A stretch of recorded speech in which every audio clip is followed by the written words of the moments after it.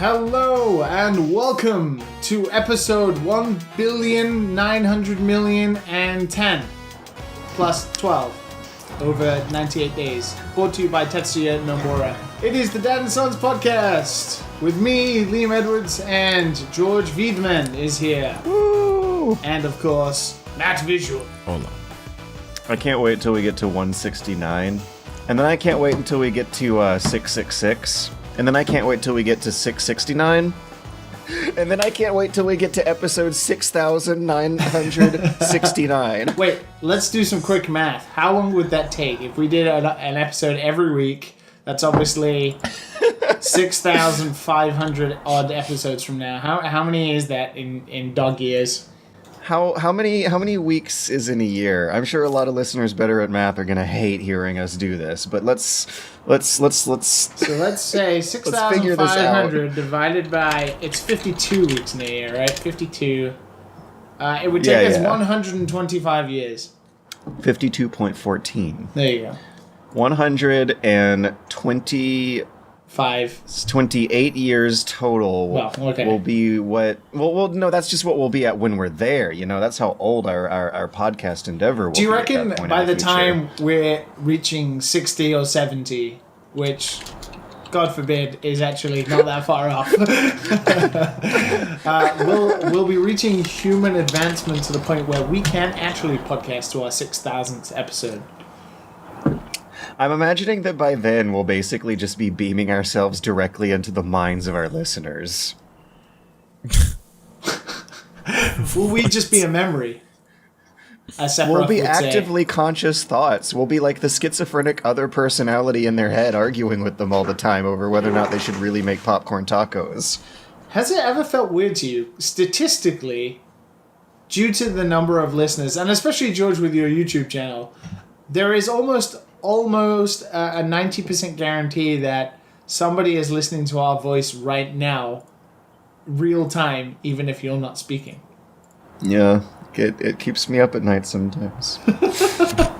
Welcome to episode 115, Existential Crises. Oh yeah, it is the 115th existential crisis we've had here on the Dad and Sons podcast. Hello. So we're a month and a half into a lot of areas' social distancing and stay-at-home orders. I know it's been a regular recurring thing every week, but I feel like every week we have some kind of new story about this fiasco. I mean, how are you guys holding up this time? I haven't really noticed. I'm doing a lot of what I would normally do. I have noticed I'm playing games a lot more instead of drinking. ¿Por qué no los dos? I've been playing games and smoking. Yes! That's pretty much my life right there. A friend will come over. Wait, social distance for about... Pass the blunt by, like, long tool. Yeah. Like one of those old people extender arms. Little grabbers that you pull a trigger for. Smoke a little something. Have some deep conversation. Fast forward your way through the apocalypse. Yeah. Matt, do you reckon you have deeper conversations whilst doing that than you do on the show? Oh, definitely more not on the show. Every time I go deep, everyone gets quiet on this damn show.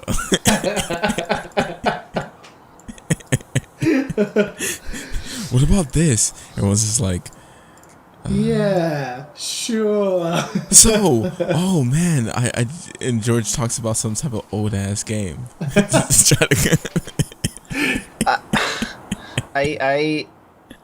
I'm withholding talking about Civ 6. It feels ridiculous to me that Civ 6 is still.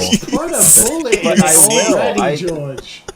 I know, I'm not going to talk about it this week. When we get into it, we'll talk about Animal Crossing. But until then, I at least have, like, one more fun quarantine story. Okay, what have you been doing? I've been attempting to make popcorn tacos. How do you make popcorn tacos, George? Why is this a thing? Alright.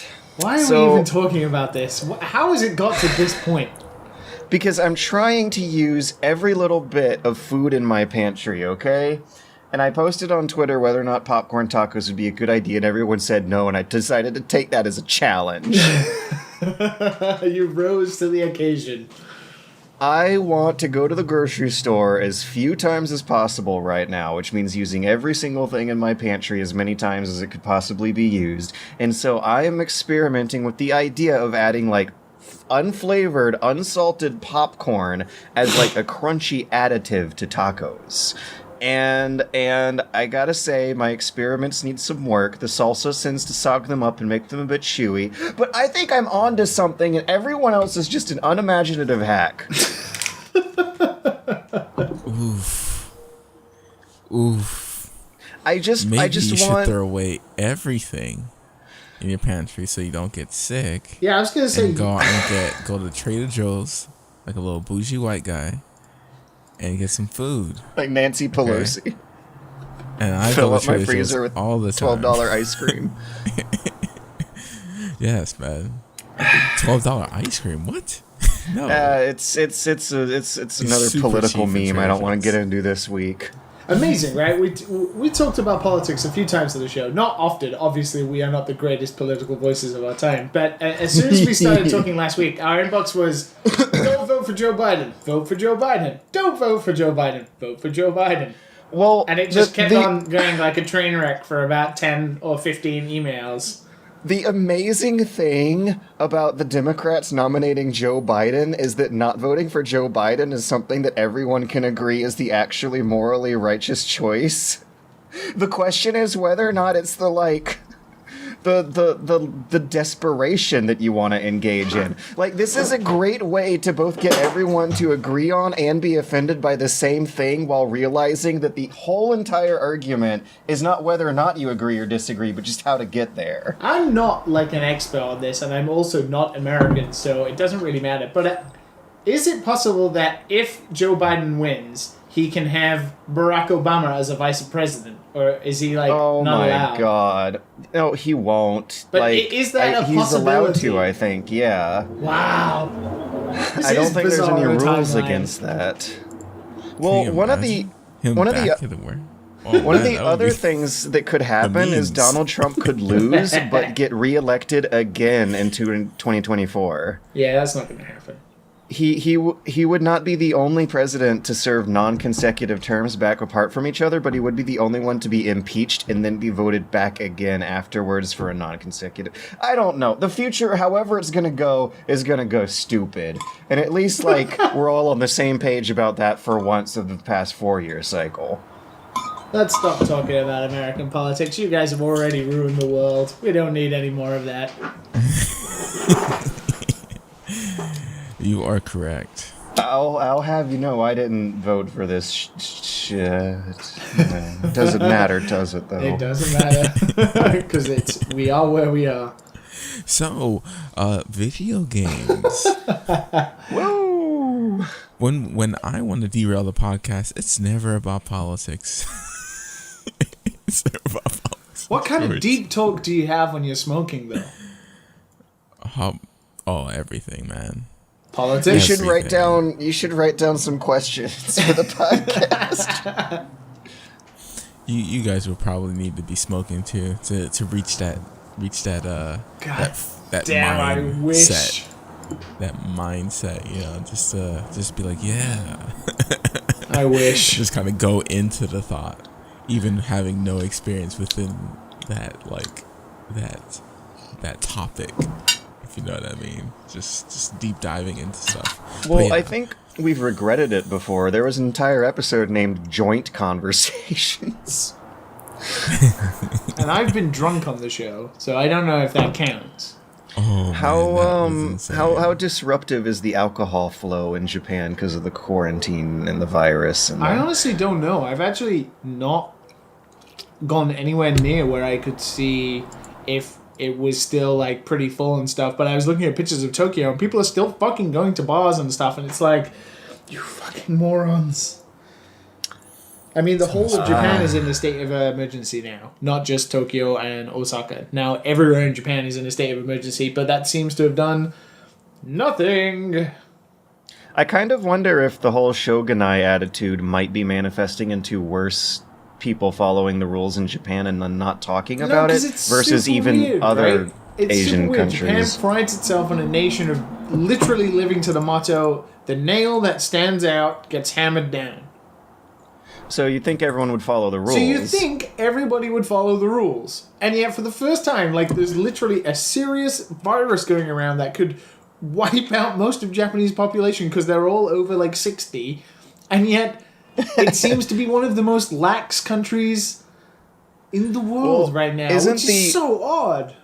The other side of that coin, and like one of the dynamics that makes the so much conformity work, is that people don't want to make a fuss, and that a big problem with Japanese politics is problems getting shoved under the rug. I honestly think it's it's really reflective of what Japanese work culture's like, because they just don't know what to do. Like, working from home in Japan is like a sin.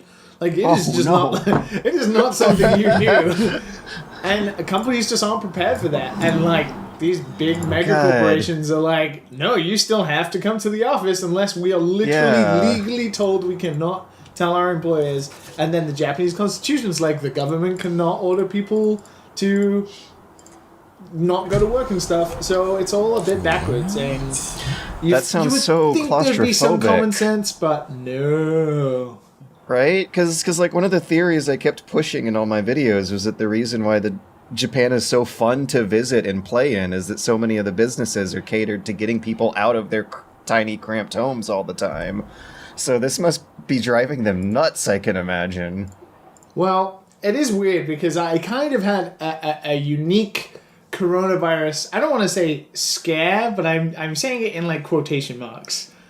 I guess file this under Dad and Son's life stories, pulling one out of the cabinet. So, obviously, Scrappers has just launched, and before that, like literally a week before we were about to launch, we all transitioned to working from home.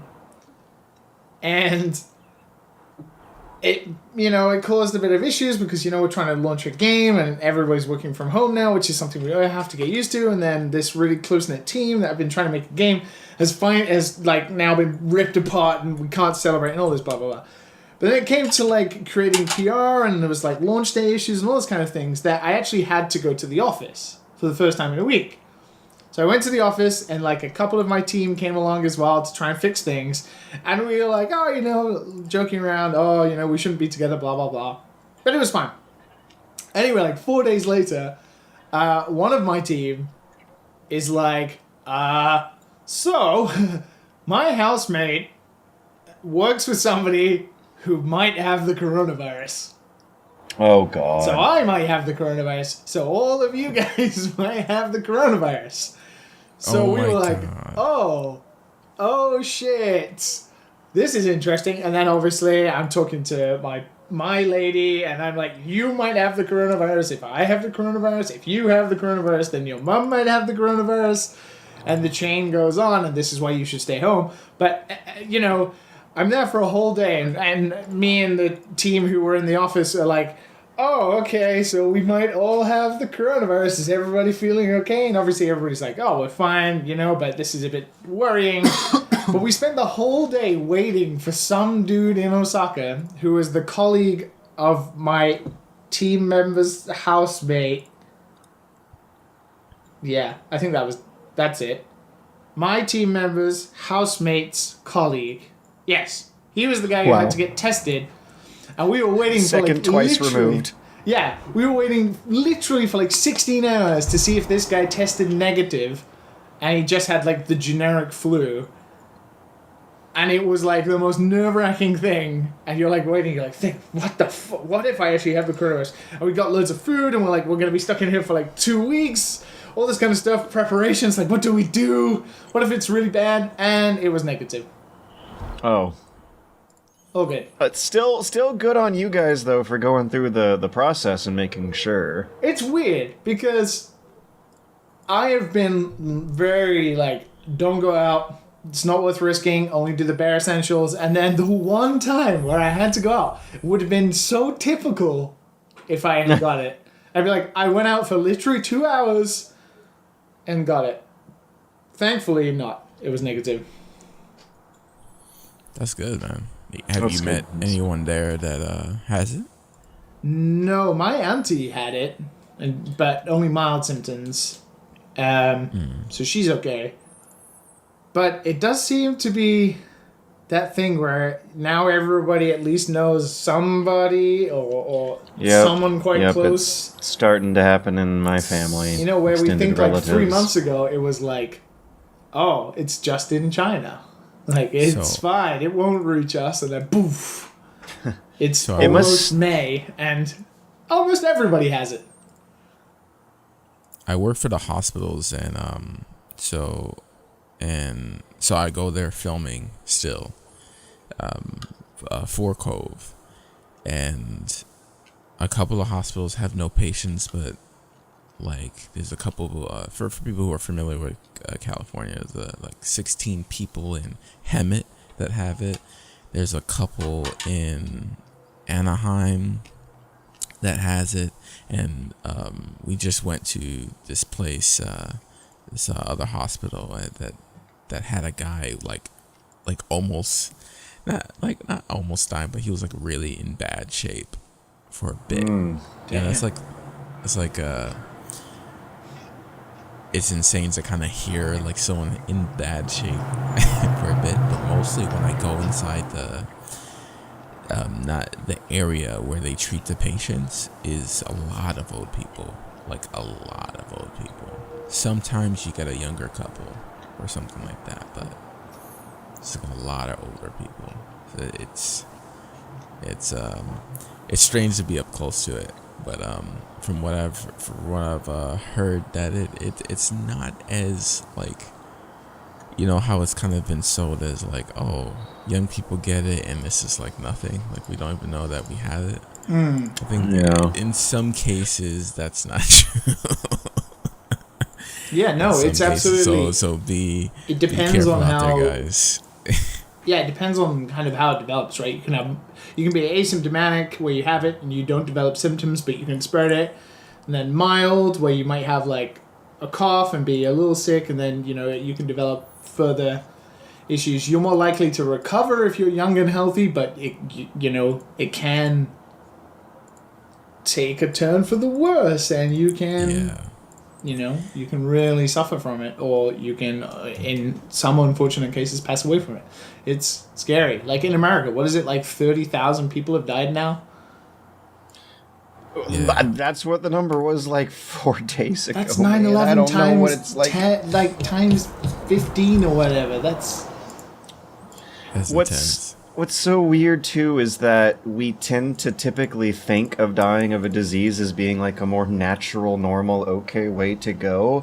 But I hate to be this macabre about it, but if one of your older relatives gets this, you're probably not going to be able to be let into the hospital to be there with them while it happens. And the funerals... The funeral's delayed by like a year or something. Like, it's not a good way to go. No, like I was reading a lot of the stories coming from Italy, because the problem with Italy is this struck in like a really severely elderly population part of Italy, and the stories are just constantly like people dying alone in the hospital because they can't see their family. Nobody can say goodbye. Oh, that's scary. It's terrifying. It's also incredibly sad. Please stay home, people. Just for like, come on. There's a couple people crying outside when I went last week that they couldn't go in. Why are they still sending visitations? you There's in? no visitations. I was like, holy shit.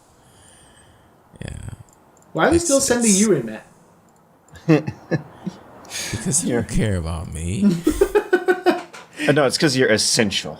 You're an essential worker. Yes. And plus, the world needs you, Matt. If I don't work, who's gonna pay my bills? The government? That $1,200 stimulus check you're gonna get. I live in California. That doesn't pay shit. Doesn't pay a goddamn thing. Buy you enough toilet roll to last until the end of summer. Yeah. My economic stimulus is going straight into savings and never getting spent on anything. Yeah, it's just like fucking hell, man. I am not confident that I'm not gonna need that money soon. Okay, I'm just not gonna work because I want to be safe. Yeah, I understand that. I understand that a lot, but I have to work. Like, if I choose not to work, what am I gonna do? Sit here all day and do what? So like on that And point, then Matt. Like, yeah. actually, it's kind of funny because, like, you know, all those protests that have been happening for guys who are like, open up the state again. And obviously they're stupid and they shouldn't do it. But, like, do you have some sympathy for them if they're, generally people who want to just go back to work because they can't afford stuff? Yeah. I would hope so. I'm not saying that everyone should go back to work and everyone should get sick. I'm just saying, in my case, a job is offered to me. I'm going to take it regardless because no one's going to save me. I have to pay my bills. Like, regardless, I have to put myself in. It's not that it's not interesting to record, even though I'm like in the room where these people are. That's terrifying. What do you wear? Obviously I wear here? stuff, but like, yeah, like they have like vacuum sealed like wards and stuff like that. It's cool. What the fuck are they sending camera dudes in for anyway? Because they want to make videos about it. Like, it's just to promote the hospital. Holy shit! They should be giving the like protection they put you in to like actual doctors and stuff. Yeah. Like, listen. There's people out there who don't have the opportunity to do a job either. So, you know, God damn. I have to use this opportunity to actually make money to actually pay my rent. Like, if I don't pay my rent, what do you think is gonna happen? You think everything is just gonna work out? No. This country doesn't fucking care about me. Let's be real. Like, or anybody, right? A lot of people are gonna be bad after this. But yeah. Yeah, not to get real. There's gonna be some unemployment issues I for feel a like while I did in the just smoke a States. joint and had a conversation with Matt.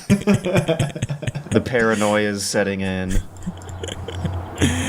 you're all good. So hold up though. Hold up. Mm-hmm. You said you can't sit around. You need something to do, but you just started a Persona game. Persona 5 has taken over my life. I have not stopped playing that game. Wait, you only started like yesterday, right? But was it yesterday? Saturday? Saturday? No, It 2 was the days day ago. before. It was the day before. Either way, only 2 days. How many hours have you played? Don't worry about it. I was hoping he would say like 40 or something. I think it is probably around that. So I beat Persona. I'm joking. You should have seen Liam's face. You should have heard Liam's face. I know. I was so close to taking a sip of something, and I'm so glad like I stopped before because I would have literally spat my tea out. So Persona is a long game. I How can many see why palaces it's a have you long done? game. Huh? How many palaces have you done? No, I haven't gotten to the second one yet. Oh, okay. And like, I'm hours in, and I haven't gotten to the second one yet. Like, it's a long game. It's a fucking slog. That's what it is. The thing is that it's not a bad slog. And I'm usually the one that wants things to hurry up, and I don't know. There's something about like the amount of detail that they have. There's some bits when you complete a palace too quickly. What tends to happen is that you have this lot of airtime, which tends to be devoted to doing a bunch of stat gains, right? So you go to like the burger shop and do the contest to get guts up and all these little stats that you need to do stat checks for other stuff in the story. But that's what happens when you complete the palace too quickly. If you don't complete it too quickly, there's story in between there, you know, and there's like animated sections all around Like, is that throughout the entire game? I'm like waiting for it to stop.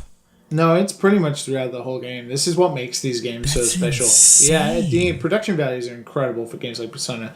So it's weird, like, I'm kind of been thinking about 5, because I actually was tempted to go back into 5 via Royal, which is the new version of that, like the Persona 4 golden version of 5 or whatever. Because, like, I didn't finish it, and I did give up, because there is a lot of, like, the tedium between... going to the, what is it called in 5? Like, you go into the palace and, you drive the thing around. I can't remember what it's called. Mementos, I think? Oh, Mementos, yeah. Yeah. Okay, so The like the damn cat Tartarus thing. in 3 and in 4 you have the running around the palaces. And I was thinking about what is the difference between like 3 and 4, which games I loved and I finished, and 5 and why I didn't. Because it has like... the same, in between bits, like the school bit and the social bits, right? Now I was thinking, less is more with the older ones than with 5. And it's kind of hard to explain, and I don't know if you've played 3 or 4, Matt, prior. 3. So in 3, obviously it's a PlayStation 2 game, there's not a lot of areas you can go to and stuff like that, and that kind of works in its favor because it has all the social stuff that 5 has. But because it takes place in less areas, you'll like leave the house and you'll go to one area. For example, like Persona 4, you'll go to like Junes and then you'll go home. Whereas in 5, it's like you got to get on the train and then you ride the train, get off the train, you walk to the place you want to go, then you hang out where you want to go, then you go down the street. That and you after buy a while. It The first couple hours, you don't do that anymore. You fast travel everywhere. Yeah, but it felt like for like 20 or 25 hours, especially around the first and second palace, like there's a lot of like the same stuff as 3 and 4, but there was just more of it. Like more places you can go in one time, which meant that you spent more time between palaces than you would in 3 and 4. I felt like less is more with those games. Like you would just go, you'd do the social stuff, you'd hear the story, then you'd go back and you'd be able to go to the next day. Where there's a lot of like 5 where you got to go to the guy who sells you the equipment and then you can go do an additional thing like go work and then do the social thing. Or you can go home and then you can sit in the cafe for a bit before you go upstairs, and then when you go upstairs you can do your homework. There's a lot more. And I don't know if that necessarily is good. I know a lot of people like that, and obviously with Persona 5 style, like, it's a lot more bearable because, like, the Persona games are the most stylish games out there in the world. They're incredible. Yeah. So it's a lot more bearable, but I'm not really quite sure if that's a good thing. I see what you mean, and I found myself trying to use that time efficiently. Like, I buy a bunch of DVDs, so I need to raise my kindness up because I want to talk to this girl, I need to, like... I need to raise my guts up, so I'm like watching a movie every time I go, and it's funny. Like they have like a little audio that plays when you're watching a movie and stuff like that. That's like totally absurd B-movie quality shit, and it's funny for like the first time go around. I wonder if it will weigh on me after you said like 25 hours because I haven't reached that, so maybe it will. But at this point, like, it's alright, but I kind of get it, though. Because, like, you're doing these things because you want the stat boost. After a while, you're just going to skip through them. Yeah, and also in a game like Persona, which can be quite difficult, you have to do it. Otherwise, you're just going to, like, get demolished. You have to do it, right? And it's kind of weird because the balance of, like, if you really like the combat and, like, the RPG part of the games... there are, like, literal gaps of, like, 2 to sometimes 3 hours before you can play one combat to another, right? That's probably an over-exaggeration a little bit, but there are massive spaces between, like, oh, I really like this combat stuff. Oh, this... I mean, the social stuff is great in Persona always, but for large stints, it just goes on, and, like, if you don't do it, you don't get the right stats, and then you feel like you're missing out, or you get demolished in the dungeons. I don't know. I wonder if Royal streamlines some of that. I imagine it doesn't. It just adds more. I heard it changes a whole lot. I kind of feel like getting it, and starting over, but You are a brave man. I think I'm too far. I'm too far in the regular one. I'm too far. You know, I already have a system going on. Yeah, I rather I feel like the changes are good, but I don't know them enough to like really have any attachment to it. So I'm okay with just playing the version that's like less good. Yeah, like you don't feel you're missing anything out, right? Because it's not like I don't know them. Like, I don't listen to all the understand. changes. Like they're saying like, oh, you can use your guns all the time. It refills. I'm like, okay, but it's not that bad. You know, it's not that bad. I'm pretty sure like it's really good for people who want to replay a 100-hour game. But I've played like 25 hours of 3, where they commit suicide to take out a demon out of themselves. You know. God, I love 3. Yeah, like I wish I want to go back to the old ones, but like I feel like this is brand new shiny Persona 5 right here in front of me. I'd rather just play that one with the stylish cutscenes and anime. Yeah, 5 is so slick. And the so combat is slick. great. Like, the combat is awesome in that game. And Joker is so sexy, dude. Like the Whoa. way he talks and stuff, like, dude, he is so smooth, man. Especially in the first cutscene, you're like, oh shit, this is what I'm gonna be playing. Okay. And that's why when I looked at 4 and I saw that guy, and I was like, man, he looks so boring compared to Joker. You know, it's just like, okay. He's okay. Yeah, I mean, I know. Obviously, they're good games. None of them right? are like Persona 3 levels of cool, but, you know. Yeah. Persona 3, I remember really, really being obsessed. I let my friend hold my PS2 to play it, and he broke it. What is it with you and PlayStations, man? He broke that, and I let him hold my Xbox, and it red ringed. Like 2 consoles broke with him. And I'm just such glad a it wasn't nice me. guy, huh? Such a nice guy. Let that slide. Me and him have had problems ever since. He thinks I hold it to him or something. But yeah, like I'm probably gonna beat that game at some point because it'll be nice to finish a Persona game. Plus, I think it's like the right game to play right now.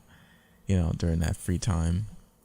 So I know George has no idea what we're talking about, but it's a high school simulator, right? There is Power Rangers dating sim. Yeah, there's some tedium to it, but there's a lot of good conversations. There's some pretty decent voice acting. There's enough voice acting during important situations that you can kind of feel the characters from that voice acting. So when you're reading it, a nice voice is in your head. The story actually is quite like good for an anime story. Like it's just like playing a good anime, pretty much, is what Persona is. But you don't like anime, so I don't know what to I don't know what to sell you on. No, I want to start one up during the lockdown because this is like a super duper popular, almost mainstream series. Like a lot about pop culture is probably going to make sense after you play just 5 alone. And I don't know what the hell a Persona is and what the kids are talking about when discussing these games. So I've always wanted to know. It just, the playtime, the how long to beat.com averages have always scared me off. But now is like the one time where I should absolutely take advantage of this opportunity that we have to all be locked inside and play video games to start one up. And since you and I got talking about it a couple days ago, I actually really want to. I want to put it on the docket as soon as my next video is done. The question is, just do I start with 5 or should I start with 4? Just go with 5. Because I could play through 4 on the PS3, I think. I have one of those lying around under a TV. Yeah? I think you should try 5. I think you would get frustrated, maybe. Yeah. Just go with the main one. Like, you're only gonna get through 1, George. Probably. Let it be 5. Like, it's nice to go back and play games, but realize that if you want to go back to the beginning and play 3 and 4, that you're I investing do not. an extra That's 100 too hours. much. Yes. That might be too much. Just play the one that's in Smash Brothers. Let's just like, just, you know, because I thought about it too, and I was just like, nah, I'm good. I'll just get 4. Considering the problems you're having with Animal Crossing, George. Yeah,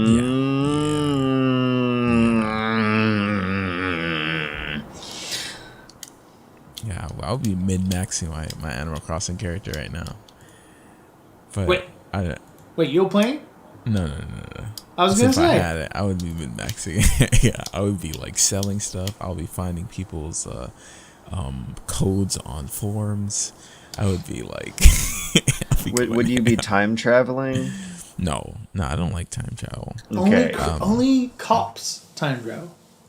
Yeah. Cops time travel. You're a cop. I don't want if to. you I don't want to time travel. I don't want to time travel. Because once you time travel, like, That's it defeats the purpose of the game, right? Yeah. That's cheating. It's a feature not in the game.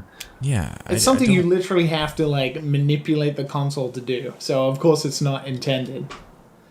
Yeah, I don't know, like, it's like you pay a bunch of money for a game just to try to beat it very, very quickly. A game Like, that's once a you life reach save. that top so quickly, that's it, you're done. You're done. Did you press fast forward on The Sims, George? Do you remember when you had your big Sims kick? Yeah. Did you do it more often than you would if you were pausing it?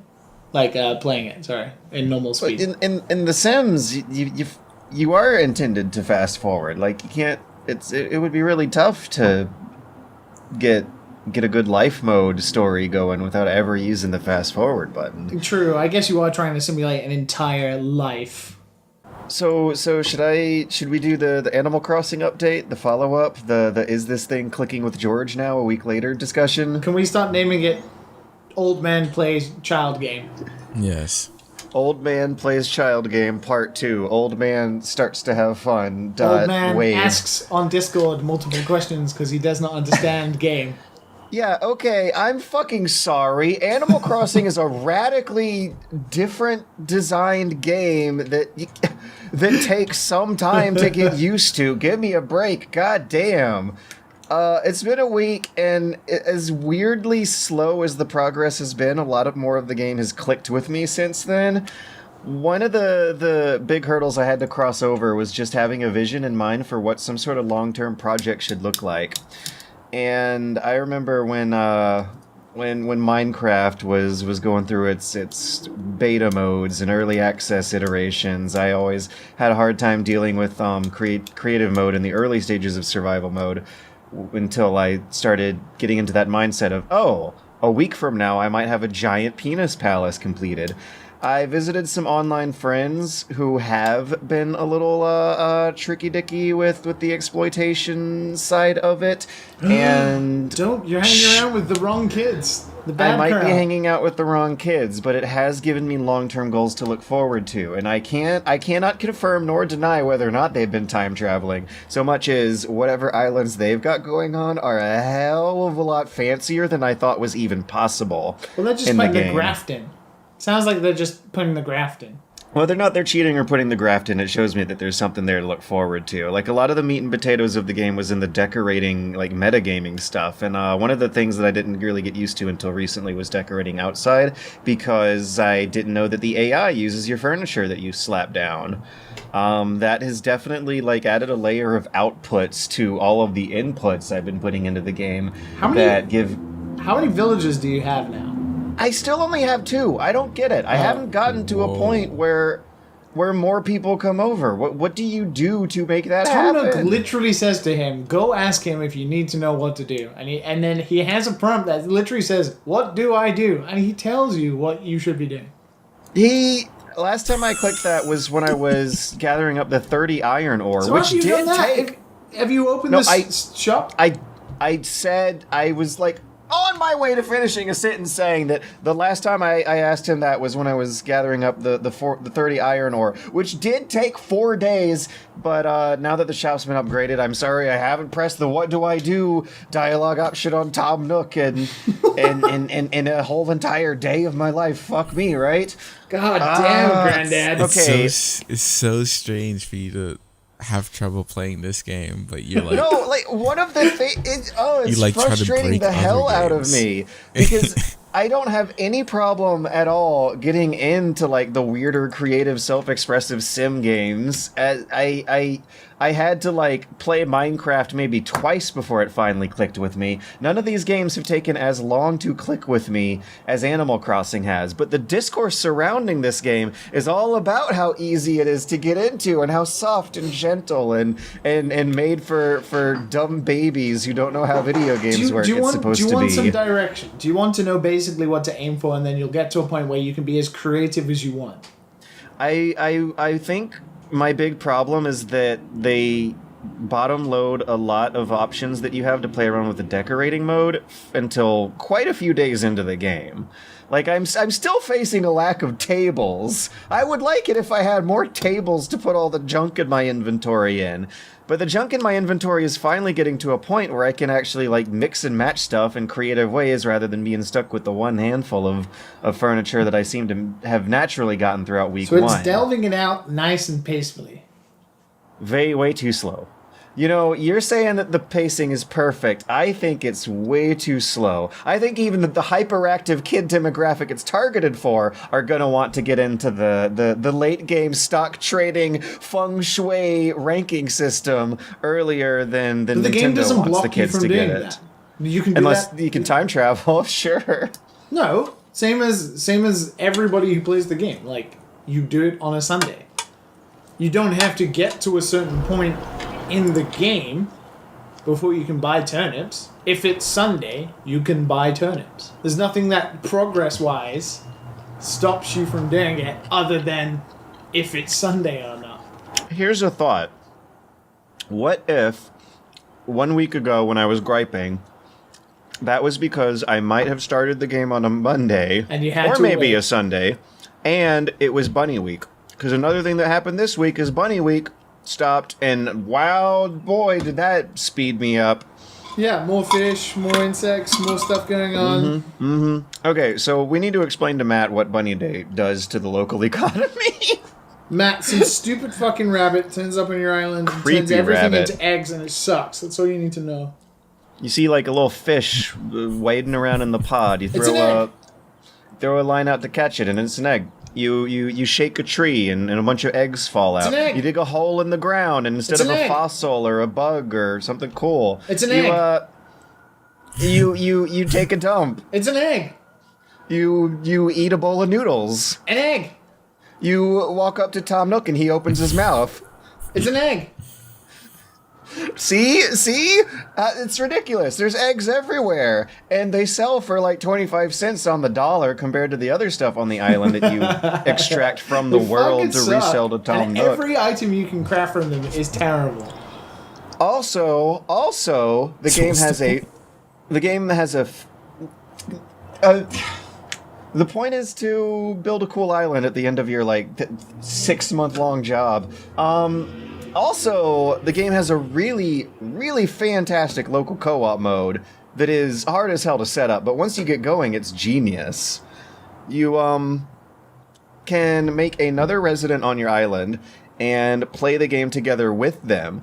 And there's this system where the camera will follow around the leader of the local co-op session, but the leader has like full control over their inventory and their decorating. They just kind of shake their controller to take control over the game, and then it's like they're playing alone, and the other person is just kind of following behind as if they're Tails and Sonic the Hedgehog.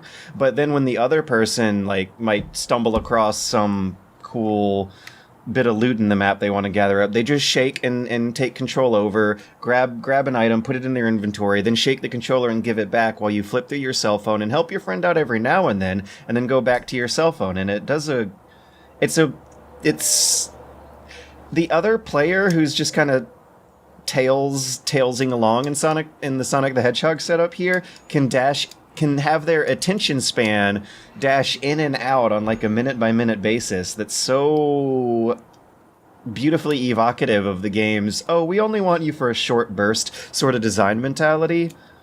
Liam, have you given this mode a go? I have not yet. I actually have been trying to plan to do it this week with my lady. But what does suck... It's definitely a great lady mode. But what does absolutely suck is you can only have one island per Switch.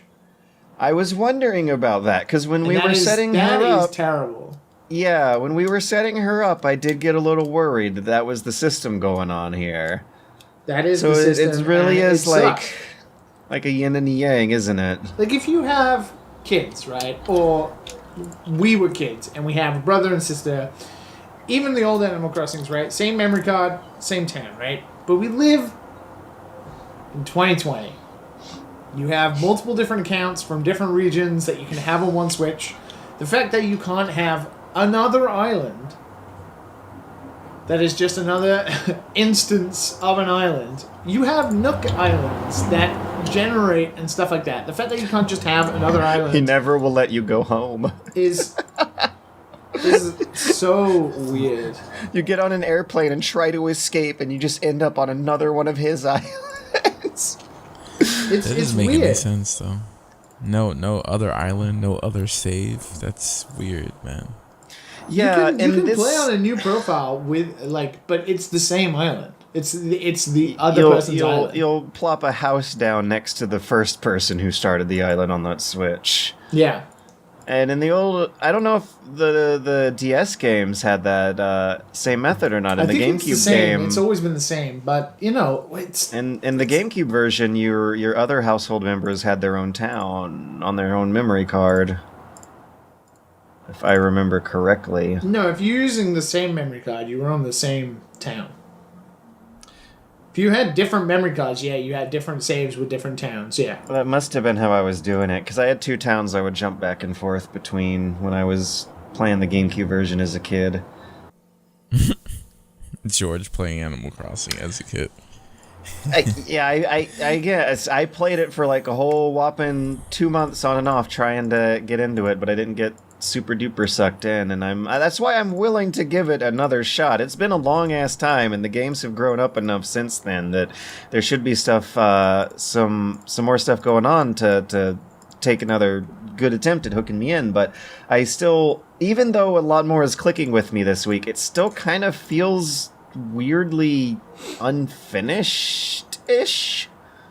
Like the aesthetics and the visual design is it has a polished feel to it, but the way the interface won't give you an itemized list of what you're selling to the Nook, so you don't know the value of each item in your cart, and how many confirmation buttons there are. I know that's a George peeve that doesn't peeve as many other people off, and how many sprite icons get utilized to represent different pieces of furniture. Like in your inventory, every piece of furniture is a little tanuki leaf instead of a little icon representing that piece of furniture. It feels cheap.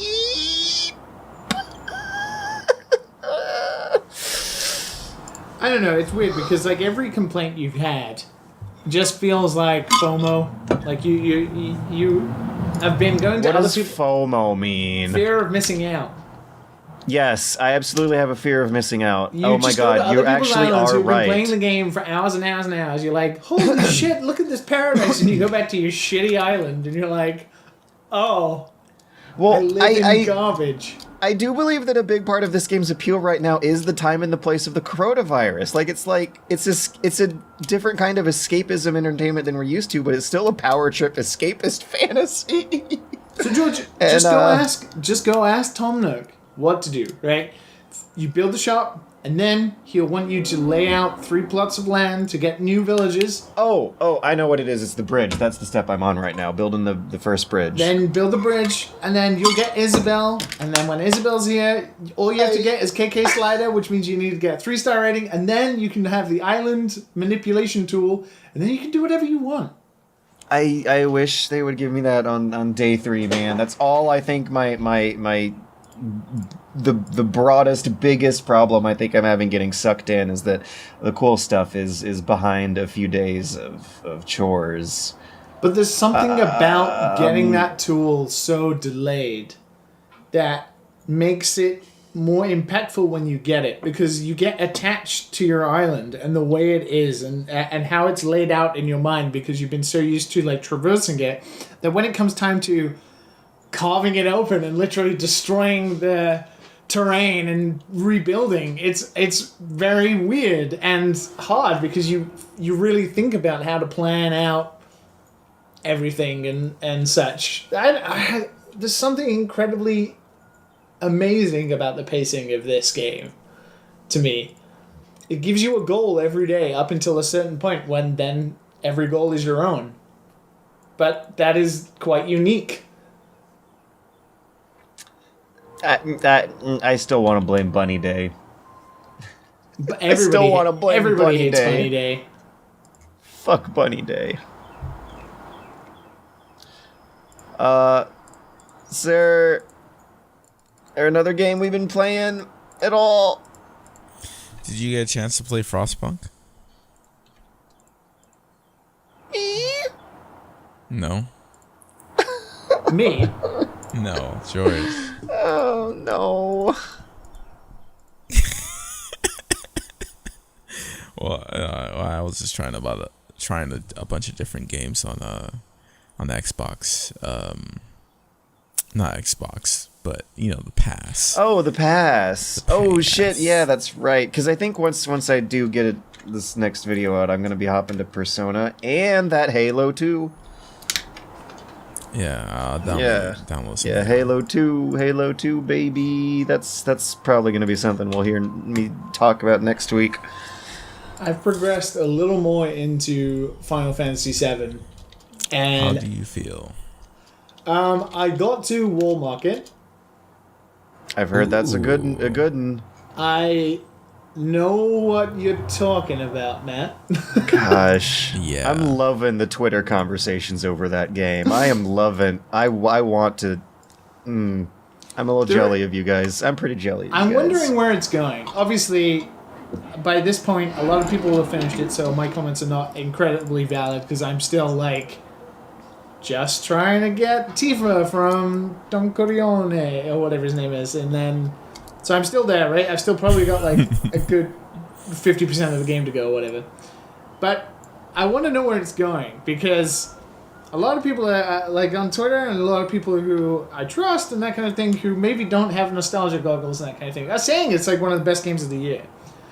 And I'm really enjoying this game, but I don't know, on the train that it's on so far, if it could ever reach that level. Like, unless it really allows me to open up with the combat and, like, really fight some really cool bosses and stuff, I'm not sure yet. We'll see what happens. If that's what you're looking for, if that's what is needed for you to think that's a good game, you're going to be disappointed, let me tell you. Because I just this really is like the part combat. one. This is part one, and you feel that it's part one. They don't give you enough abilities. They don't give you enough armor. I They do don't give you worry enough about that as I weapons. go on further, because Yeah. being at Wall Market now and, like, knowing, there isn't that much afterwards, but in the original game, but obviously they're padding this one out. The combat is so good that just fighting tiny shitty mobs that I can slash with my sword that I don't really get to use magic on is not cool. Like, It gets really? hard.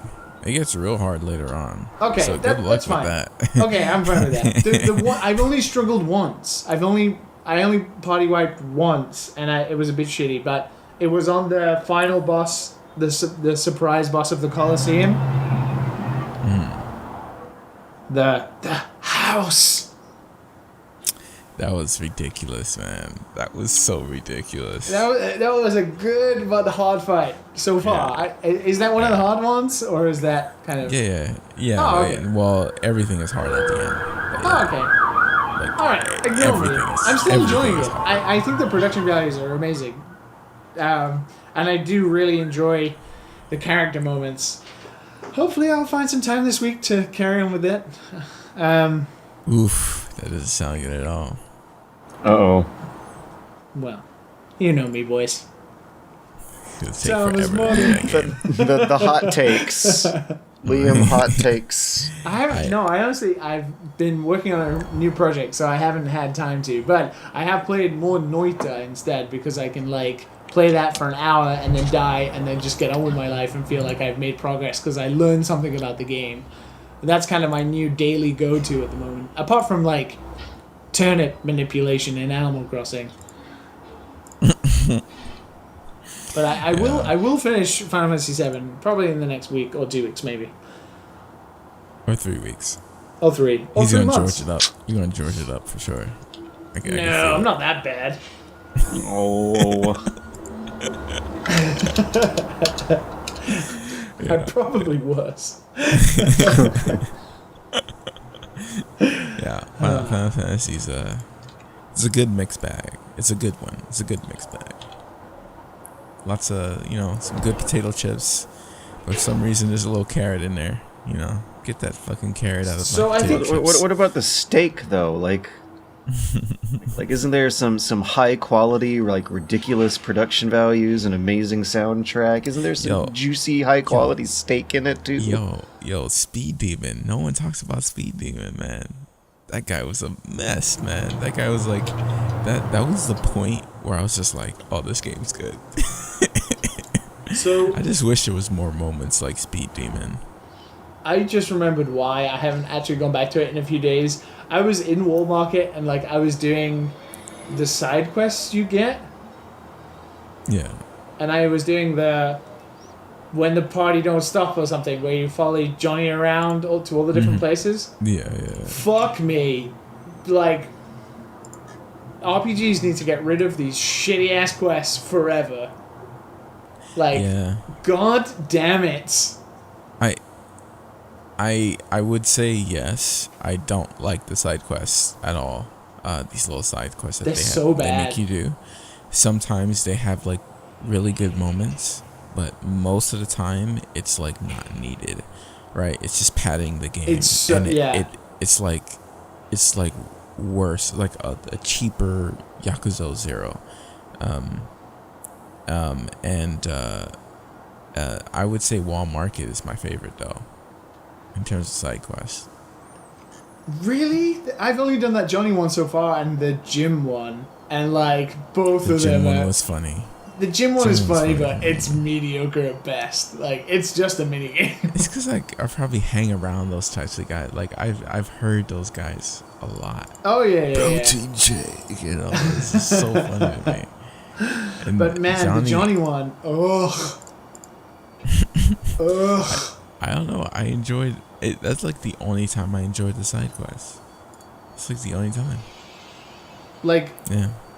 RPGs. I don't know if Persona. I can't remember Persona having anything like that. No, But Persona doesn't have that garbage. it is MMO levels I'm bad. talking like I'm an authority at Persona. I'm not authority at Persona. But it Like doesn't this have is the side thing as quests well. like What is even weirder about Final Fantasy is like, what is even weirder about 7 specifically, not just Final Fantasy in general, is like, you will go to a new area.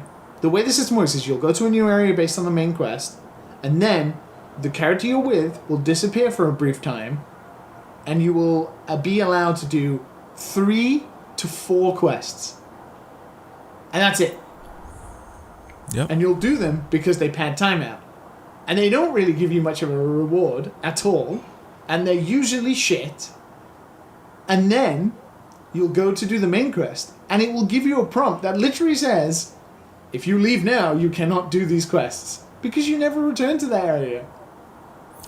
I completed every single quest except the last one. It's so odd. It's such an odd system. Yeah, it tells you that, like, don't you want to help the people of Midgar or whatever before we head up to the last bit? You won't be able to return. This is it. This is the last part of the game. And I'm just like, you know what? Fuck them kids. That messages like that always kind of bring me out of the experience though, and break immersion. Does that happen to you guys, or is that just?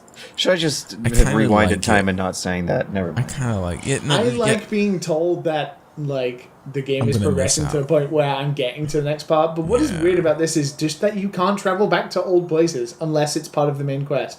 You can't freely travel between towns or slums in this game, so you can't actually like look at a quest, start it, and then leave it and do it later. You have to literally do it then and there, or if you want to carry on with the main quest, you lose that quest.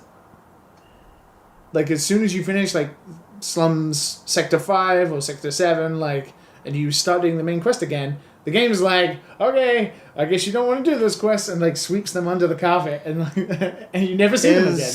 Is having a Google searched guide for like best side quests in FF7 remake, is that a habit that we should be getting into for big long RPGs from now on? Because it's like, it's become increasingly important to make sure you do the good ones but skip the bad ones in recent years, it's felt like. Well, we've got to a point where generally most games take a lot of pride in their side quests. I think it started like with The Witcher, in my head, The Witcher 3. Oof. Well, One of the... This is like back to PS2 levels of generic sometimes. The zigzaggy sound, the zigzagging level of quality, it sounds like reminds me a lot of the Nier games, where there were some side quests that were like genuinely tear-jerking, wonderfully written little adventures that were gems hidden in the midst of a bunch of fetch quests. And it is probably helpful and might actually improve a lot of players' experiences to have a checklist of which ones they should avoid and which ones they should make sure are must plays. Oh, like a filler list for an anime, basically. Is that a thing? Yeah, that's the thing. Oh yeah, I could picture that being like an episode guide. Is that what they're called? Yeah. It's a filler list. Yeah, so it's like episode 29 to 36 is all filler. You can skip that. Doesn't have anything to do with the main story. Yeah. So you can skip quests, blah, blah, blah, blah, blah. This is the rewards, their shit. Don't worry about I would them. love like that kind of thing where it comes up and it's like, this quest is like a 7 out of 10. This is the reward you get. I'd be like, okay, I can do that. Or I can just carry on with the main quest. Yeah. If it isn't like critical to progressing your character where you're going to get your ass beat if you don't get the XP, I would like to know if it sucks. Yeah. I think that's going to be something I'm going to end up doing when I play through this. As a person who's done mostly all the side quests, Liam, they all suck. There's like a nail bat that you get. Generic. But it's just like whatever. They don't give you much. They don't give you much, man. I just couldn't believe it was... Sometimes. But I just couldn't believe it was like making me walk around this cool area and just having me talk to people and then be like, oh no, the item you're looking for is with somebody else. And then you have to run fucking across to a quest marker and ask them, hey, do you have this thing? Oh no, we gave it to somebody else. And then, fine, I'll run to the next quest marker. I couldn't believe that Final Fantasy VII Remake was making me do that. The thing is, I feel like it's made by there was like some type of clash, right? Sometimes when I play a game, I feel like there's like some type of clash. Like someone made this part of the game and someone made this part of the game. Oh yeah, absolutely. Like because with a team that big, of course. Because like there's certain sections where you're just like, what? And then the other sections are like really, really freaking good. Like these two people didn't do the same thing. Like there's just no way the same team did this as this. It's weird. And some of the side quests is just like complete garbage. And the thing about the side quests though, if you don't do them early on, I don't know if it affects the ones later on, because you talk to the same people later on too. So you might miss out on rewards later on if you don't do the side quests, the boring side quests in the beginning. So if you did skip them, Liam, you might be missing a couple. I don't know. I haven't actually skipped anything yet. Like I got to that side quest with Johnny and Wall Market, and that is the one that I have not completed yet because I was just like, no, not doing this. I'm just gonna go do the gym one instead. Fuck that. The gym one is 2 seconds.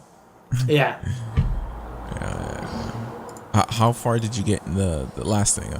How far did you get in the dart game in 7th before everything comes crashing down? You mean, did I make the 6-dot finish or whatever it was? Yeah. I think I got 8. That was my best, and then I gave up. Oh, okay. Yeah, okay, cool. Yeah, I didn't get first place either. I got second place for 6. Does it matter if you come first? That's what I was trying to figure out, but I always tied for first place with 6. You can get 5 if you hit it. Bullseye, bullseye, bullseye, but I always miss the last one. The last one is like this thin line that they have you throw it on. It's just like, I always miss it. And when you get bullseyes 5 in a row a couple times and miss the last one a couple times, you're just like, okay, I'm good with 6. I'm good with 6. Yeah, I don't know if you get anything, and compared to the rest of the game with these side quests, I doubt you get anything good.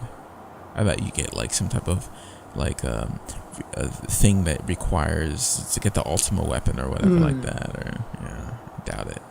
Yeah, kind of not interested in like min-maxing that kind of stuff anymore. I just kind of want to play it and play the main quest. Like, I don't know. Wonder how fancy the snowboarding will be when they get to that section a decade from now. Well, at that point, I think it'll be like a VR section that is like optional. You put a VR headset on to do the snowboarding, because that comes with your PS6 or whatever the hell you were playing Final Fantasy VII on at the time. Oh, do we have some shocking upcoming rumors about the next gen of game consoles to talk about? I can only guarantee you that Final Fantasy VII Part 2 will be on it. Oh, snap. We're going to hear that scoop and more in the news section after a quick break. After these messages. There's news. Then there's Nick News. Nick News! A news show of your own. Nick News! With stories you can relate to. Hi, I'm Linda Ellerby. Join me every week and find out what's going on in the world. Nick News asks the questions so kids can get the answers, because kids have a right to know. Catch Nick News, Sundays at 8/7 Central on the only network for you, Nickelodeon. If you want to know, watch. It's the news!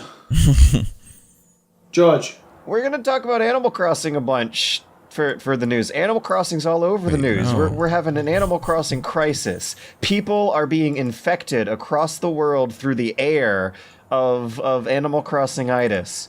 It's the hottest new jazz in sliced bread. Your mom's playing it, your grandma's playing it, your stepmom's playing it, and your dad. It's people are using Animal Crossing to kind of sort of serve a role for a weird social networking purpose or a 3D chat room as the coronavirus spreads and people are locked down and don't have as many outlets for communication that require you to have a cute baby person communicating through your online messages. There's a Japanese company that posted a cute little journal about what it was like trying to arrange remote working sessions through Animal Crossing during the lockdown. They have found that it is fun to use, and that's a good advantage of it, but then on their list of disadvantages, they specify that you can't send files or images, you can't chat privately, usernames are hard to remember, can't get any work done because the game is too distracting. There's someone who used it for a wedding. What? Some of the Nintendo fan sites are rounding up stories from fans who are making these creative uses of the game. There's someone who said, "My fiancé planned out an Animal Crossing wedding with their best friends. I'm graduating from med school and not getting a graduation, and our wedding was canceled. I was feeling pretty down about missing out on my milestones. This made me so happy. I don't even have the words to describe how much it meant to me. Also, if you zoom in close, he made a little N and S for our initials on the heart flooring." What was the Hong Kong one? Yeah, that's the next one on the... Well, actually, I'm before we watching get that. into So taking I'm- down I- the I was looking government... for I the was wedding one actually and I found amazed. that one. Yeah. I was amazed because George has the two different versions of the story, right? Animal Crossing being used for like live virtual things. And all of the positive stuff was marked out as don't use our yellow highlighter. And he went into it anyway, That's right. which is great. But Oh, George that's immediately why. is like, Okay. fuck it, China. So, okay, before we get to using Animal Crossing to secretly organize disruptive meetings to shake down the Chinese government, see, this is like light news and heavy news, right? The last point on the light news section of talking about Animal Crossing is that some fans have also been using it for birthday parties. I could cry. My friends Skilton, Lily, Ruby, and Rendertramp and their pals threw Sophia a 9th birthday party at Animal Crossing because she couldn't see her friends during lockdown. Aw. Yeah, it's cute. So yeah, Matt, I don't know if Animal Crossing is the savior How of do they do that? 2020. yeah, if You can draw stuff on the floor? Yeah, you can. We gotta explain to Matt and other people how the multiplayer system works. You go to somebody's island and you do what you would do in real life. I don't know. Yeah, right. Whenever I hang out with my friends, I immediately run around in circles and just shout, "Ah!" I take lots of photos, which is ironic because I don't take any photos in real life. I draw memes on their bulletin board. Oh, I do that too. You walk up to an NPC who opens up a like lobby style session, You and mean then the people airplane dodo pilots? the dodo. Nothing I said was wrong. They You open respect it. Orville. Well, he also doesn't let me go back home. You open it up. It starts like a new lobby session that people join either through your friends list or a password that you post that is one-time use only that no longer works at the end of your session. You have upwards of 8 people who can all join in the island, and you just kind of coexist. Like, there's no mini games or goals to complete or challenges. You use it almost like a 3D chat room. You can bring back resources to resell on your island if you want to, but there's nothing. No mini games? No quotas to fill by design. Yeah, there's not a whole lots of moments in this game where they like put a stamp on your screen saying you need to do X within X time limit, and there's a designated winner of these activities. It's like, it might actually scratch a little bit of your MMO itch. Probably not. Who am I kidding? But No, I think Persona is doing it. I really think the online is quite special experiences. Like, there is a lot that, like, personalized stuff you can do. I mean, we're talking about Animal Crossing again, but by the by, there's a lot of, like, personalization based on being able to, like, draw and also communicate and stuff that you couldn't do in other games that were limitations. So you can do stupid stuff like birthday parties or weddings or Hong Kong protests. Or taking down the Chinese government. Yeah. That's right, guys. Listen, the People's Front is having a meeting at X o'clock in the early morning. Wear masks. Don't tell anyone. If you do, make sure your excuse has plausible deniability. Bring turnips and fruits. We're gonna... we're gonna show the authoritarian pigs who owns this country, right? Yeah, you can make custom designs that include Hong Kong protest slogans and disparaging remarks about the president of Chinese Premier Xi Jinping and Animal Crossing, and end up getting the game banned for everyone else in one of the world's most, like, richest, most populated countries. Alright, so, listen up. We got a big elaborate narrative to go over in the news. It involves Hong Kong protesters simmering down since the quarantine and utilizing alternate online spaces with which to stage their protests that still manage to cause a whole bunch of trouble and make the headlines. In this case, it's Animal Crossing. They're using Animal Crossing to organize and publish despairing images of Chinese officials, and in particular, like one in-game protest against a governor named Carrie Lam, whose picture they all just slap the insect catching nets onto on the beach. I'm gonna post it in the Discord if you guys haven't seen this link. I'll put it in the description for the listeners. But there's literally a GIF on Animal Crossing of like people slapping the portrait of some Chinese person in a suit and then kicking it out of the sand after finishing it.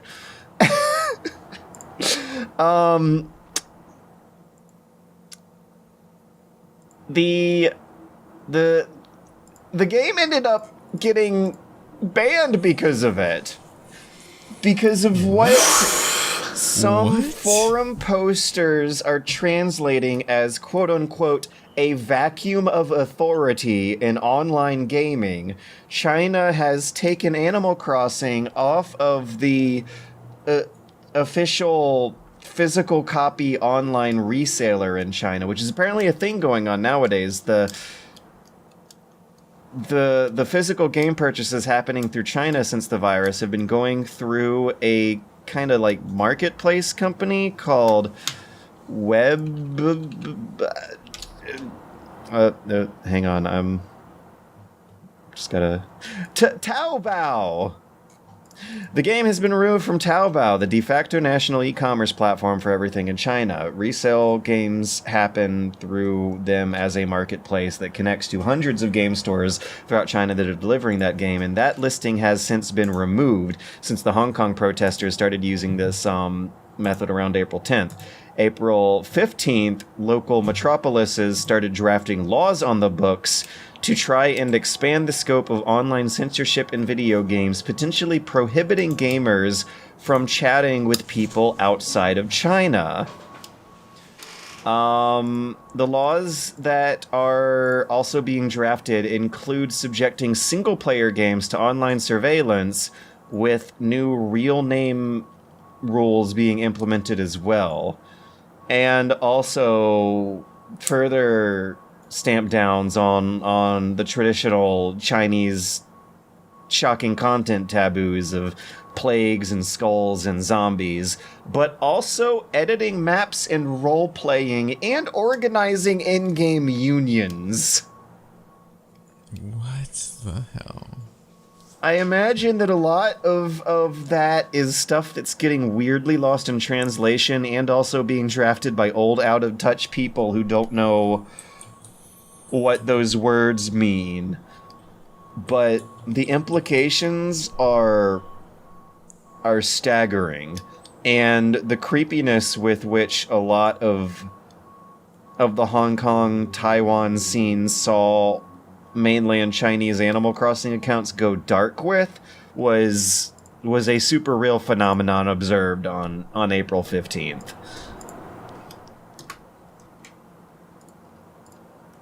So, like, your cutesy baby game for kids that has a very strangely implemented online mode that puts quite a few hurdles in the way of getting these sessions started up in the first place, has been used for the purposes of civil disobedience and actively resulted in locking a game away from a country of like 1.4 billion people. Why this game? Out of all the games you can play online, why this game? Something you need to switch. And the $4 a month online fee. Yeah. I'm guessing because it's more popular. Oh. It got real popular during the quarantine, and these news stories of using it for like very serious protest movements have an element of humor to them that makes the news stories more popular. So it's like it's classic civil disobedience.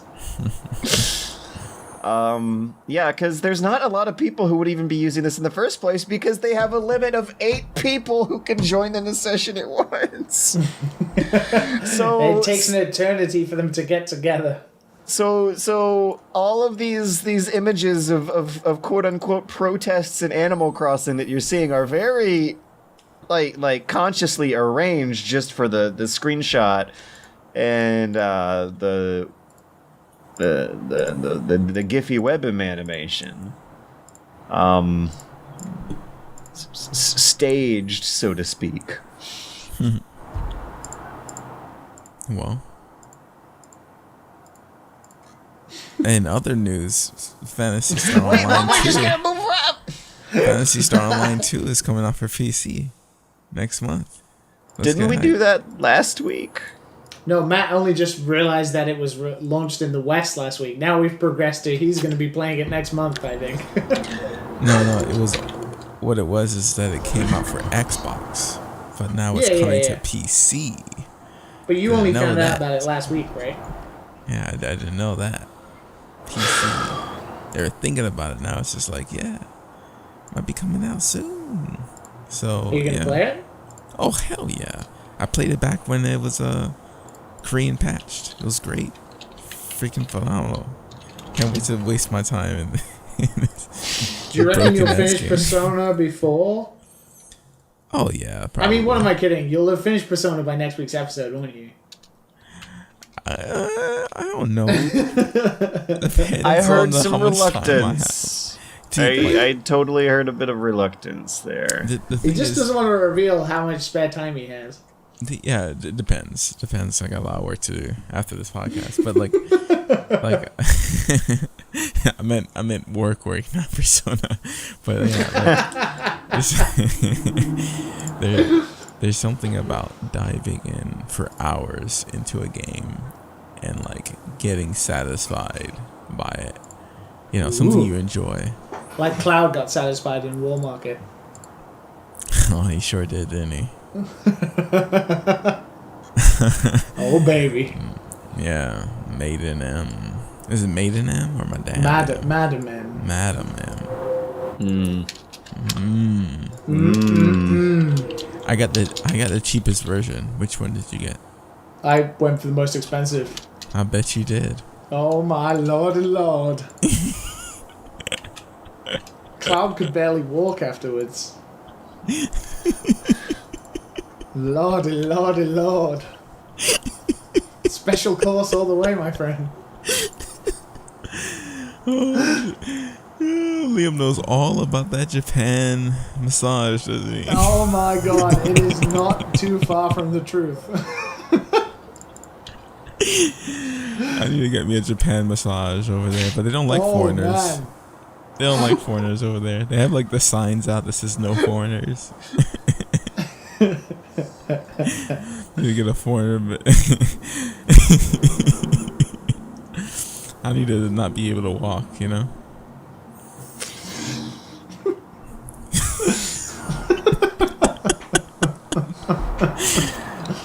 I mean the muscles, guys. I mean the muscles. Not anything distasteful. That reminds me of a good listener question we got this week. Wow. Can't wait to hear this question. If you'd like to send us good listener questions that will fold into incredibly risky tangents that were going on the podcast, send them to dadandsonspodcast@gmail.com. Woo!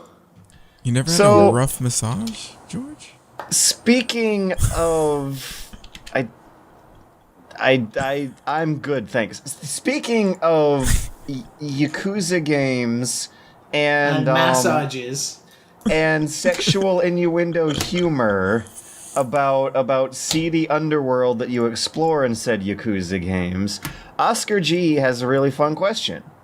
Is there a country that you wish made games based on their current culture in the style of the Yakuza games that are pretty much Japan simulators?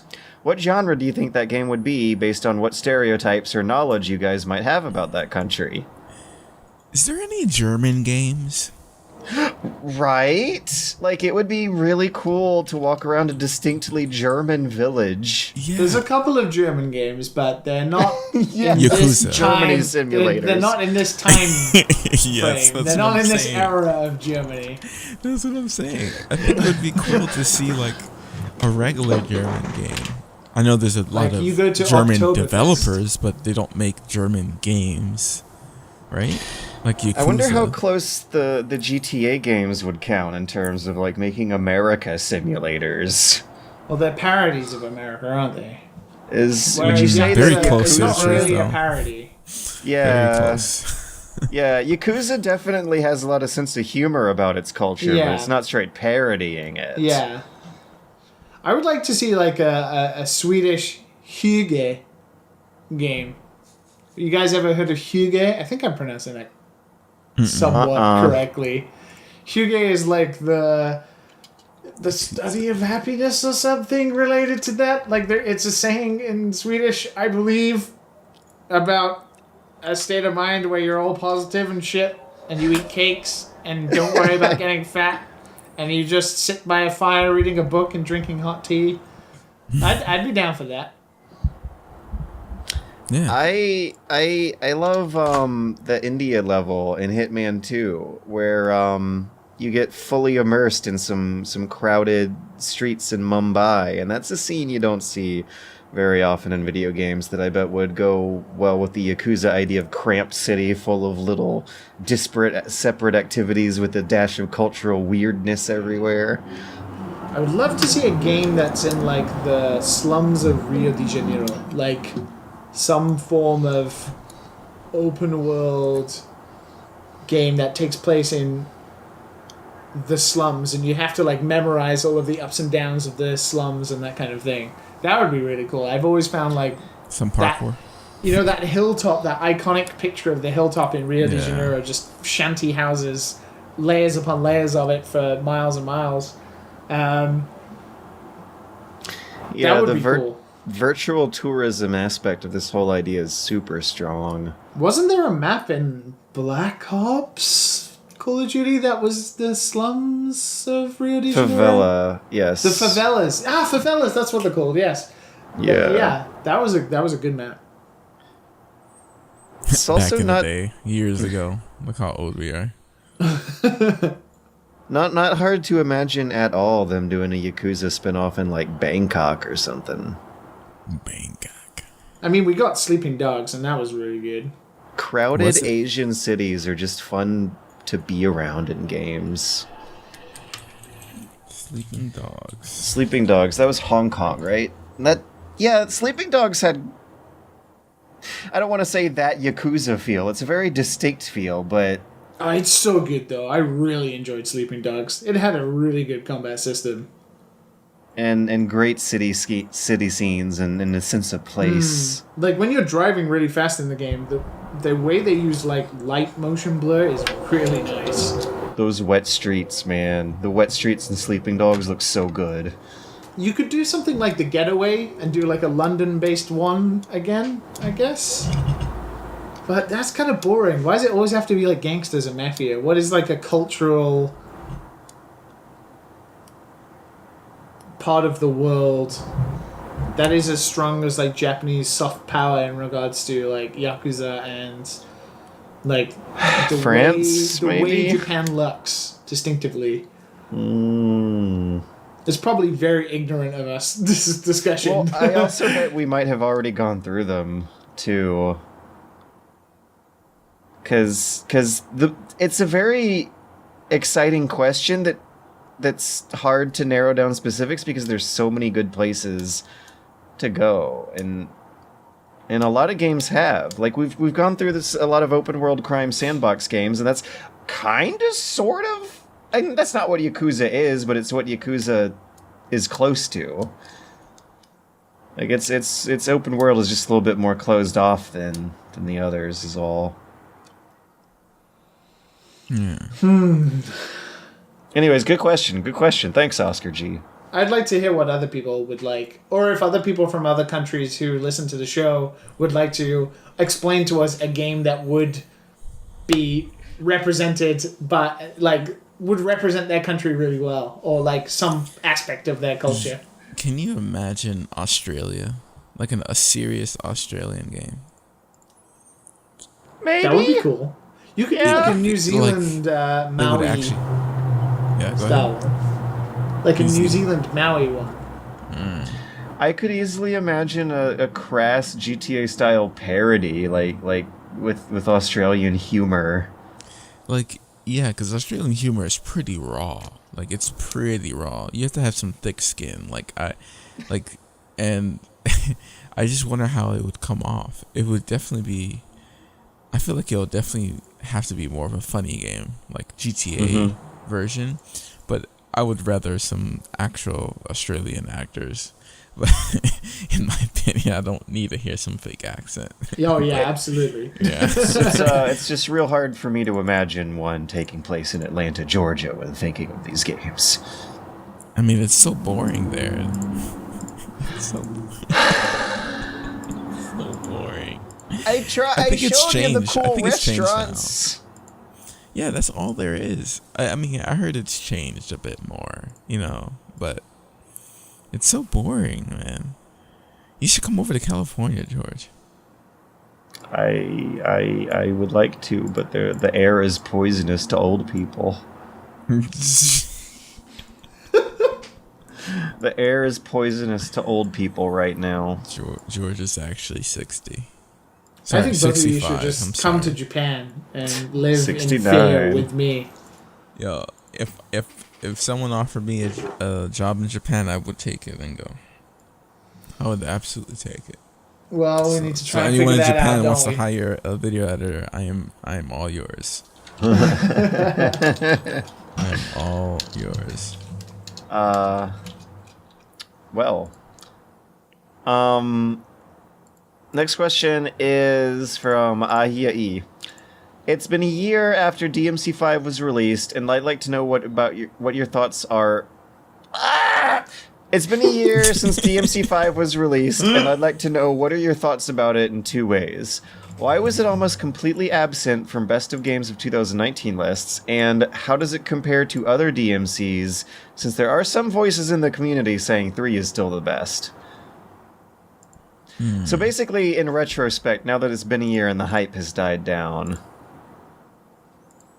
I played all of them. Yeah. No, but I said of the new one, the edgy one that people didn't like. I didn't play that one. Oh, but DMC, not because it was Devil edgy. May Cry? Yeah, just never got a chance to play it. I don't know, because I guess I got like actioned out, but I wanted to try this one when it came out, and I surprisingly enjoyed it. I didn't get tired of it. But for me, it just, I think it's lost on me because I don't do the combos that you see. Like I mash in these types of games, I feel. I'm like I'm the guy in, what was it, the Dragon Ball Z game, the fighting game where you literally can press like a couple buttons and do cool combos. That's like literally me in these action games. So I wonder how many of those people are playing the game, how many reviewers are playing, the people who make the list play the game like that, because they would miss so much of the game. Because have you seen those combo videos? I'm sure you guys have seen it, right? Those combo videos? Yeah, they're insane. The things that you can do in that game. Yeah, it's pretty good, but like, that's for me. That's probably why you probably won't see it on the list. Probably people are just playing it regularly. Not to say the story is not good, but I mean, it ends like abruptly. I mean, the story isn't good. Yeah, it ends like abruptly, and yeah, it's just there. Like, you're there for the combat. That's it. It's funny. I was actually thinking about this question quite a lot, and I was trying to remember what I remember of DMC5. And whilst I really did enjoy my time with it, and I've only played through it once, I only remember really two things negatively about it that actually do have like a major impact. One is, the best part of the game is playing as Dante. Yes. And you don't even get to play as Dante until like 7 hours into the game. And then you still have to play as V and also as Nero. And Nero's not so bad, but V's combat I couldn't stand. It was not fun. Yeah. I never enjoyed it. Yeah. Never. Oh. Yeah. And secondly, all I remember from a visual aspect is purple, thorn, gooey environments.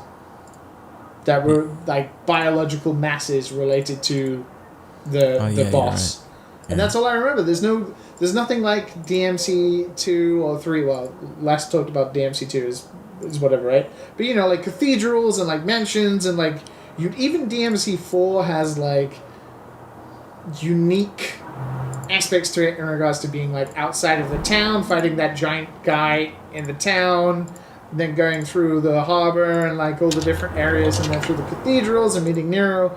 There's like no visual distinction to DMC 5 whatsoever. It's like roots, big roots. It's big tree, biological mass roots, and then sometimes you're on a bridge or you're on jumping between roofs. Like, that's all I can remember. In the beginning, you're in a pretty city, and then you kind of go away.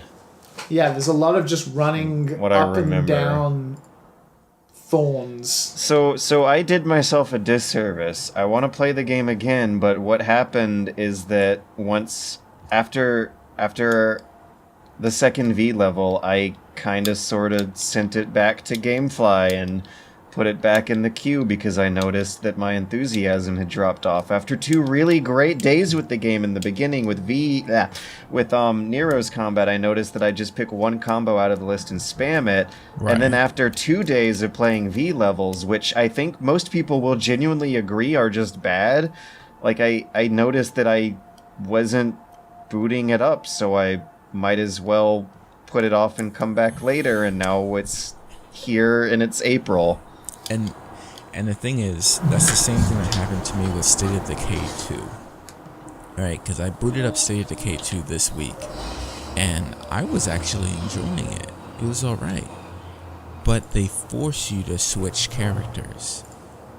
So you have to play the other survivors, and there's a level up system, so you go all the way back down and lose all your, not lose your progress, but you can't use that high level character. You have to lose some shitty character that hasn't been used yet, and to let the other character rest.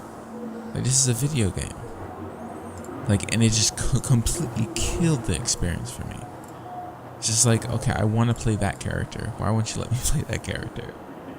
Yeah, but yeah, like, that's like the same feeling for me.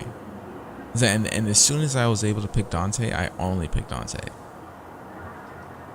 I respect what they're trying for, but like, Nero is fun. I actually did enjoy Nero, and they tried like a new mechanic with his arms and stuff, and you can get pretty good with it, but it just, Dante was like on another level good. He was really good, and he felt amazing. And having to play sections with V where it's almost automatic, and you take agency away from the player. It is just not fun, and you get hit cheaply because you can't protect yourself and that kind of thing. And every hit I took, or whatever, it just made me mad instead of being like, "Oh darn, I got hit. Time to recover stylishly."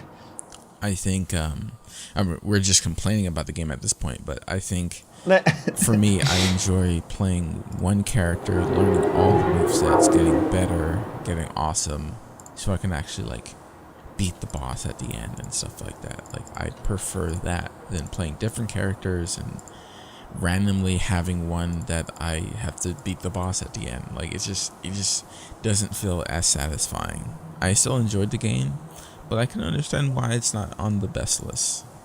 Because I'm not going to be doing crazy Nero combos like I've seen. Like, I've seen some nuts shit that I will never be able to do because I just don't have the mindset for that. Just sit there and learn combos. Yeah. But yeah. Yeah. Yeah. Yeah. Yeah. Yeah. Yeah. Yeah. Yeah. Okay. Yeah. Okay. Yeah. Are we done? I think we're done. I think we're good. Yeah. Yeah. Yeah. Yeah. Thank you guys for listening. Yeah. Thank you I think so I'm gonna much go play for some listening. DMC 5. Yeah. Some things are in the works, guys. Is that? Stay tuned. Smash that like button. Hit that subscribe button and prepare yourself. That's what the YouTubers say these days, right? Right, George? Is that what you say? Smash that like button. I tell them to tell their dad and their mom. Tell your dad and your mom about my videos. You make videos? Tell your grandma. I do not. Tell your niece. Tell your nephew's favorite friend. Yes. Stay tuned. Weirdest relative titles. Existential we crises. For very specific. Tell your patrols, tell your avuncles, tell your nibblings, tell your Modrids, your Ams, your brother Uterines, your brother Germains, your double cousins, and your Macatoniums. What's a macatonium? The parents of your child's spouse, your child's in-laws. It's a Yiddish word for that. Oh, wait. So, like, your... Bye, Like, guys.